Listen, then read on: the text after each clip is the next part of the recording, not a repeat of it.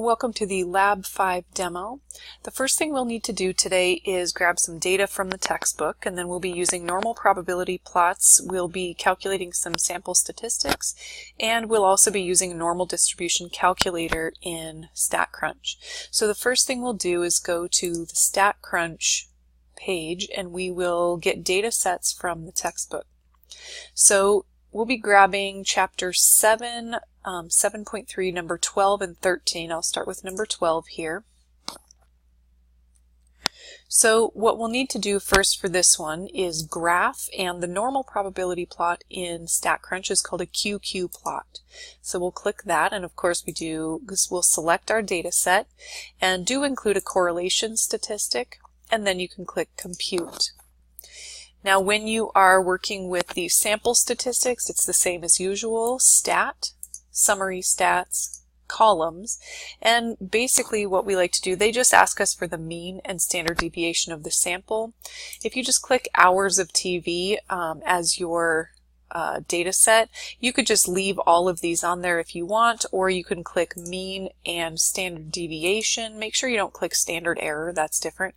So mean and standard deviation, use control when you click the second one to make sure you highlight more than one, and you can compute there. Now the next thing you'll need to do is use the normal distribution calculator.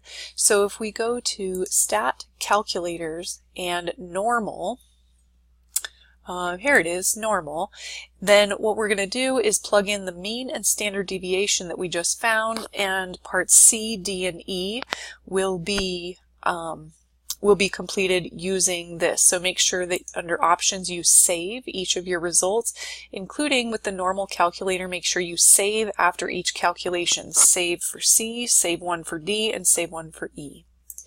And then the next thing we need to do, if you go back here to StatCrunch, we can grab 7.3 number 13 data, and this time we are asked to draw a relative frequency histogram. So let's just give ourselves a reminder of that.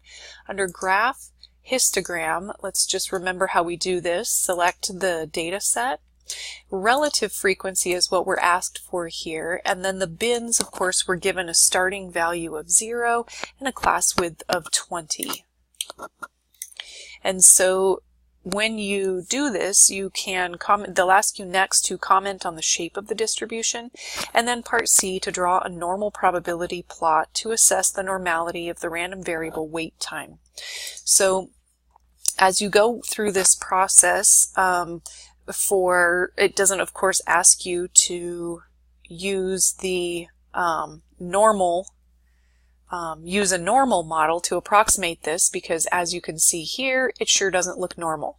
So I'll let you complete the rest of that. Make sure that you answer all the questions from 7.3 numbers 12 and 13 as they are asked in the questions in the textbook. And don't forget to save all your results and include them in your lab report. And then of course, submitting the lab report is done as usual by submitting your URL in Canvas. So that's about it. Good luck. Ask questions if you need to.